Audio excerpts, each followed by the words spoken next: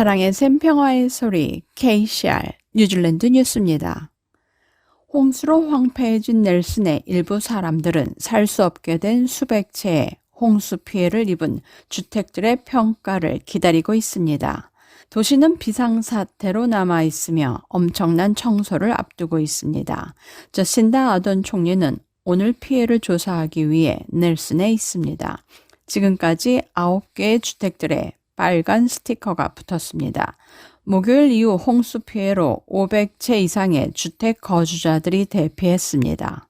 홍수로 피해를 입은 지역 주민 100명 이상이 21일 일요일 넬슨의 섹스톤 스타디움에서 앞으로의 대책에 대한 공개 회의를 가졌으며 피해를 입은 주택들의 평가를 기다리고 있습니다.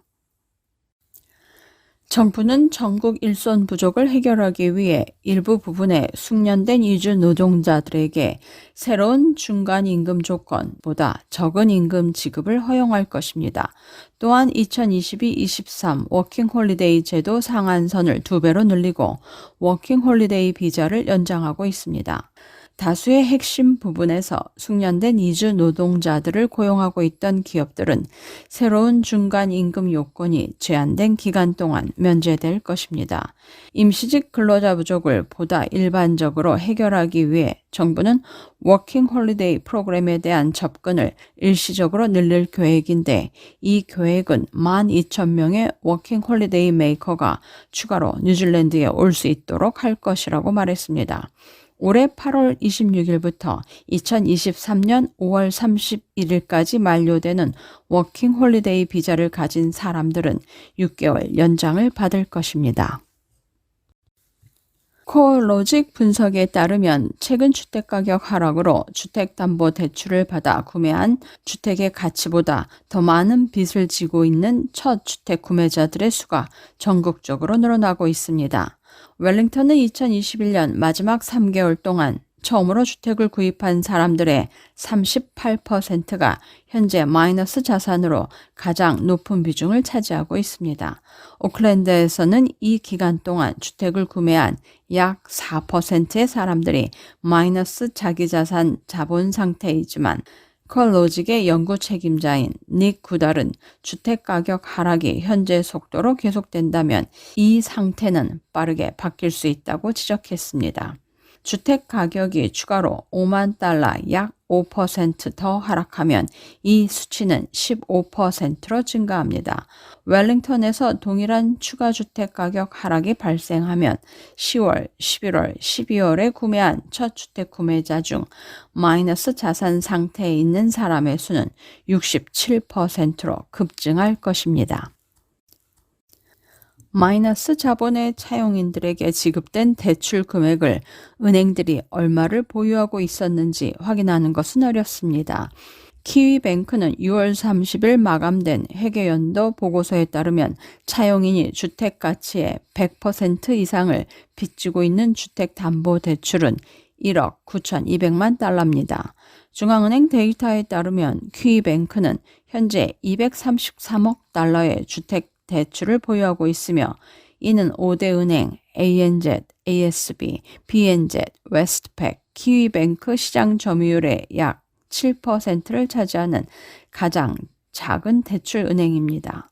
엣지 모기지의 글렌 맥클러드 이사는 은행들이나 주택 소유자들이 당황할 이유가 없다고 말했습니다.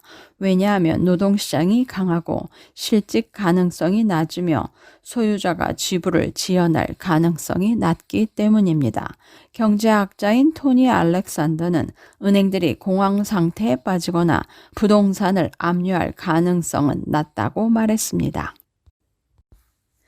인플레이션이 7.3%로 크게 상승했고 임금은 그 인상과 일치하지 않아 키위들의 재정에 부담을 주고 있습니다.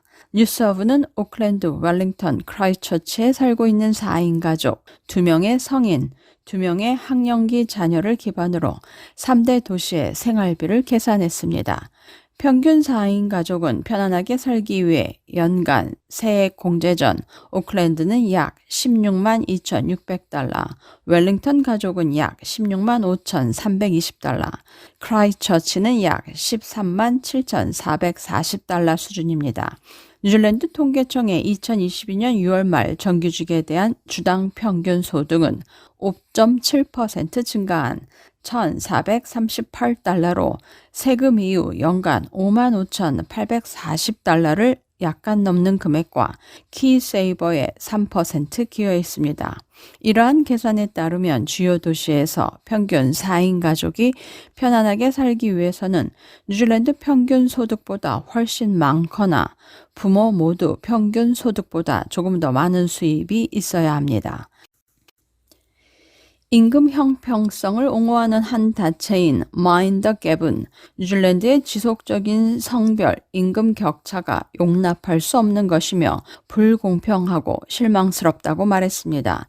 수요일에 발표된 뉴질랜드 통계청의 임금 격차 수치는 9.1%에서 약간 상승해 9.2%로 악화됐음을 보여줬습니다.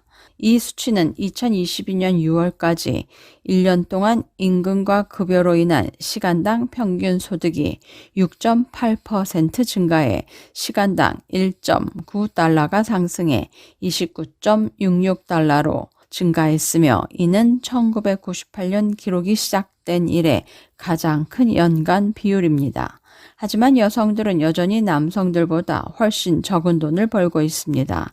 여성의 시간당 평균 수입은 28달러로 6.2% 증가한 반면 남성의 시간당 수입은 30.85달러로 6.4% 증가한 것으로 나타났습니다.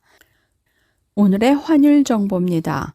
뉴질랜드 달러와 대비 원화의 기준 환율은 825원 82전, 한국에서 보낼 때 834원 07전, 한국에서 받을 때 817원 57전입니다.